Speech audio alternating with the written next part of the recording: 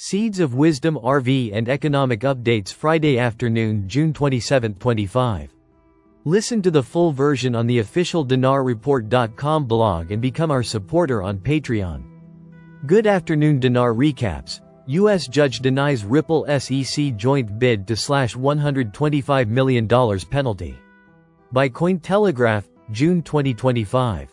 A U.S. federal judge has rejected a joint motion from Ripple and the Securities and Exchange Commission, SEC, to reduce a $125 million penalty and vacate prior rulings that classified Ripple's institutional XRP sales as unregistered securities.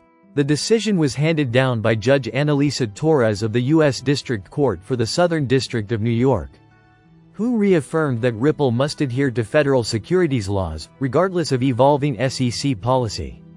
Key developments. Black Small Square Judge Torres denied the request to reduce the $125 million civil penalty or reverse the ruling that Ripple's XRP sales to institutions violated Section 5 of the Securities Act. Black Small Square. The court emphasized that the appropriate venue for altering a final order is through appeal, not by informal agreement between parties.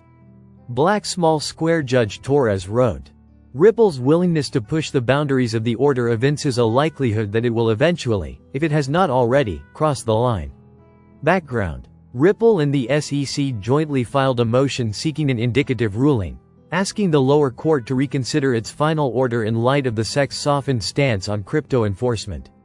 However, Judge Torres rejected this procedural move, stating that nothing has materially changed since her earlier ruling to justify a reduced penalty or reversed injunction. They now claim it is in the public interest to cut the civil penalty by 60%. The court disagrees, she added. Ripple's response and the SEC's retreat. While Ripple did not immediately comment, the ruling comes after Ripple CEO Brad Garlinghouse previously declared the SEC's dropped appeal as a resounding victory for the company and the broader crypto industry. In March, the parties agreed to settle the monetary aspect of the case, proposing a 60% reduction in penalties. Black Small Square $50 million to the SEC. Black Small Square $75 million to be returned to Ripple. Black Small Square funds currently held in escrow pending court approval. Why it matters. This case has become a cornerstone legal battle for the crypto industry, with Ripple's partial victories hailed as precedent-setting. Yet, Judge Torres' refusal to revise the penalty underscores that regulatory enforcement remains grounded in statutory law, not political shifts or private settlements. Ripple's legal journey may be winding down, but the court has made it clear.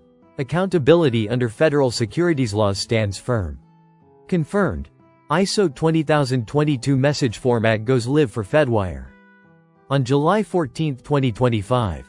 By FRB Services, June 2025. After years of preparation in collaboration with the financial industry, the Federal Reserve Financial Services, FRFS, has officially confirmed the implementation of the ISO 20022 message format for the Fedwire Funds Service on July 14, 2025. Fedwire Funds Service moves forward with ISO 20022. FRFS has announced that the long-planned migration to ISO 20022 will proceed on schedule. The Fedwire Funds Service software and production infrastructure will remain unchanged, ensuring a seamless transition for institutions already onboarded for compliance. The message format shift marks a major step toward modernizing U.S. payment systems and aligning with global standards in high-value funds transfer. We are confirming that FRFS will move forward with implementing the new ISO 20022 message format on July 14 as planned. Testing continues through July 11. FRFS urges all participating institutions and service vendors to continue internal testing and validation efforts through July 11, just prior to go live. Questions or concerns should be directed to phone your FRFS relationship manager or the support center.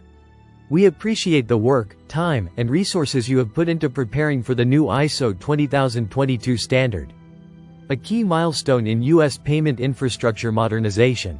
The ISO 20022 rollout for Fedwire funds is part of a broader global migration to richer, structured, and standardized messaging formats, enabling enhanced data handling, interoperability, and automation across banking systems.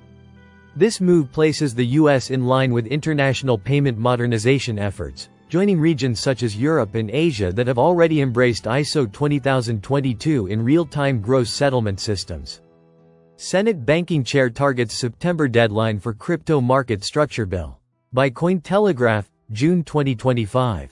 Following the successful Senate passage of the Genius stablecoin bill, U.S. lawmakers are setting their sights on broader digital asset market structure legislation, with a new timeline in view.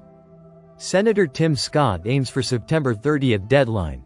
U.S. Senator Tim Scott, chair of the Senate Banking Committee, announced Thursday that the chamber is working toward passing a digital asset market structure bill by September 30th. For the market to function completely, said Scott, Congress needs to move forward with legislation for both market structure and stablecoins.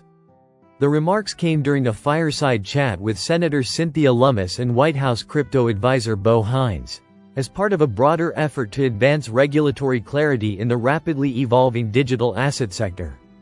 Lummis offered strong support for Scott's timeline, stating, "You're the chairman, and we will do as you wish. We will make sure that we're ready to do that." Genius Act and market structure bills on parallel tracks. The push for market structure legislation follows momentum from the Genius Act, the guiding and establishing national innovation. For U.S. Stablecoins Act, which recently passed the Senate and awaits consideration in the House of Representatives. Black Small Square Sen Lummis warned she would be extremely disappointed if both bills aren't passed before 2026. Black Small Square no-floor votes have been scheduled yet in either chamber for market structure legislation. At the Bitcoin Policy Summit earlier this week, Lummis reiterated the importance of getting both pieces of legislation passed to maintain the U.S.'s competitive edge in digital finance. White House may push for accelerated timelines. Former President Donald Trump, who is seeking re-election, weighed in on the Genius Act on June 18, urging the House to get it to his desk ASAP. However, his August target for crypto legislation may conflict with the Senate's September goal for market structure, raising questions about how the timeline may shift in coming weeks.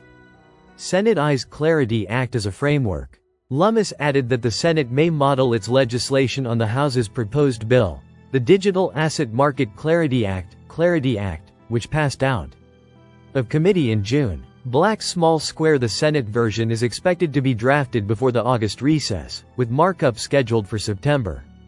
Black Small Square The goal: to define which digital assets fall under SEC or CFTC oversight, and to establish regulatory clarity for crypto companies operating in the U.S. "We're not just talking about modernization," one staffer familiar with the bill remarked. "We're talking about creating a framework that gives innovators, regulators, and investors clear rules of the road." Why it matters. As regulatory conversations escalate in Washington, a bipartisan, bicameral push toward crypto market structure reform could reshape the digital asset landscape. With the Genius Act already gaining traction, attention is now fixed on how soon, and how clearly, Congress can define the future of U.S. crypto regulation. Listen to the full version on the official dinarreport.com blog and become our supporter on Patreon. Source: Dinar Recaps.